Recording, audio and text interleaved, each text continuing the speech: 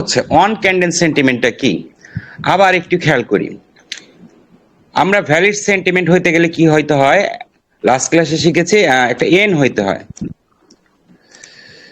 So N এর হচ্ছে এটা ফার্স্ট লেগ, এটা হচ্ছে সেকেন্ড লেগ, এটা হচ্ছে থার্ড লেগ। লিখে দিচ্ছি কারণ ব্যাপারটা ইম্পর্টেন্ট, এর জন্য লিখে দিচ্ছি। এটা হচ্ছে ফার্স্ট লেগ, এটাকে আমরা বলবো সেকেন্ড লেগ, আর এটাকে আমরা বলবো থার্ড লেগ। এটা হচ্ছে লেগ ওয়ান, এটা হচ্ছে লেগ টু, আর এটা হচ্ছে লেগ থ্রি। 1 2 3।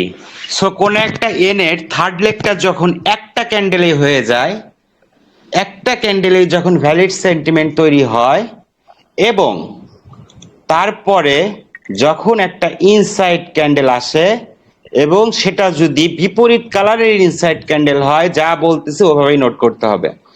সেটা যদি বিপরীত কালারের ইনসাইড ক্যান্ডেল হয়, তখন মার্কেট এই পর্যন্ত নামবে।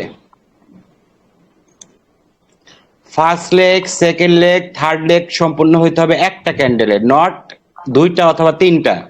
একটা ক্যান্ডেলেই থার্ড লেগটা সম্পূর্ণ হইতে হবে। তার মানে হচ্ছে এইখানের যে লেভেলটা ছিল, এই ফার্স্ট লেগের মাথাটা এক ক্যান্ডেলেই ফিল আপ করে ফেলবে এবং অতিক্রম করে ব্রেক করে চলে যাবে, যেটা এখানে অলরেডি এই পয়েন্ট থেকে চলে গেছে, এই লেগকে একটা ক্যান্ডেল ব্রেক করে চলে গেছে। যদি এমন অবস্থা হয় সেটাকে বলে হচ্ছে অন ক্যান্ডেল ভ্যালিড সেন্টিমেন্ট। সেই অন ক্যান্ডেলটা হচ্ছে এই বিগ ক্যান্ডেলটা। যদি এমন হয় এবং তারপর যখন যদি অপোজিট কালারের, এবার কিন্তু সেম কালার বলি নাই, সো অপোজিট মানে অপোজিটই, অপোজিট কালারের ইনসাইড ক্যান্ডেল যদি আসে, মার্কেট এইখান থেকে এই সীমানা পর্যন্ত আপনারা ডাউনের ট্রেড নিতে পারবেন।